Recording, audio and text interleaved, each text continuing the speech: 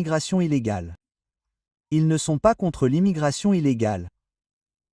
Non, ils sont contre l'entrée de personnes qui leur ressemblent dans ce pays.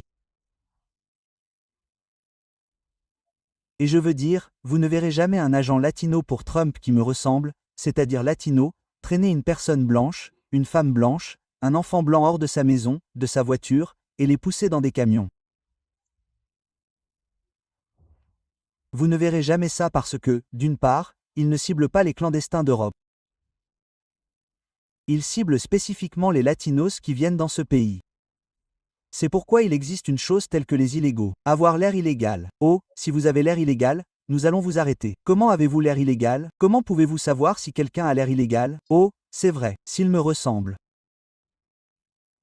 Comprenez-vous à quel point vous devez avoir de la haine de soi pour soutenir un tel concept d'avoir l'air illégal et les personnes que vous ciblez sont des personnes qui vous ressemblent? Les latinos pour Trump ne sont pas racistes. Non, ils sont auto-racistes. Ils se détestent. Ils détestent les gens qui leur ressemblent parce que chaque fois qu'ils ont un problème avec des illégaux, ces illégaux leur ressemblent. Ils viennent du pays d'où viennent leurs parents ou grands-parents. Chaque fois que vous voyez des latinos qui patrouillent les frontières et qu'ils traînent des familles dehors, ces familles qu'ils traînent dehors, ces enfants qu'ils arrachent de leur maison avec leur mère, ils leur ressemblent. En fait, vous voyez comment ces agents de l'ICE qui sont latinos, à quel point ils sont passionnés et arrachent les enfants et leurs mères de leur maison, les poussant dans des camions, des mères et des enfants qui leur ressemblent. Vous voyez à quel point ils sont passionnés par ce qu'ils font? Écoutez, si la mission était de s'en prendre aux Européens blancs, aux Ukrainiens, etc. qui sont ici illégalement, tous ces latinos qui deviennent agents de l'ICE, ils ne signeraient plus pour ce travail. Leur syndrome de Stockholm ne leur permettrait pas de maltraiter ou d'abuser des Blancs. Bien sûr que non. Bien sûr que non. Et donc ce que vous voyez ici quand vous voyez des Hispaniques, des Latinos, ce sont des agents de l'ICE qui me ressemblent. C'est ce que vous voyez.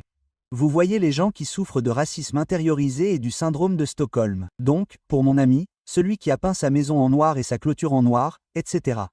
Et a dit, Ricardo, plus de 60% de la population latino a voté pour Trump. Quoi? Comment? C'est comme ça qu'on traite un peuple qui souffre de racisme intériorisé et du syndrome de Stockholm. Une très forte dose.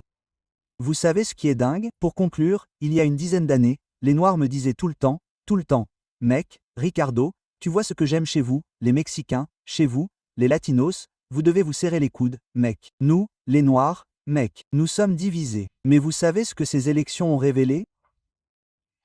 Elles ont révélé que nous ne sommes pas aussi unis que les autres le pensaient. Ces autres personnes qui pensent que nous sommes si unis réalisent à quel point nous sommes divisés en tant que Latinos. Et maintenant, il y a un autre élément à cela, mais nous allons laisser cela pour une autre vidéo, un autre jour. Je vous retrouve alors.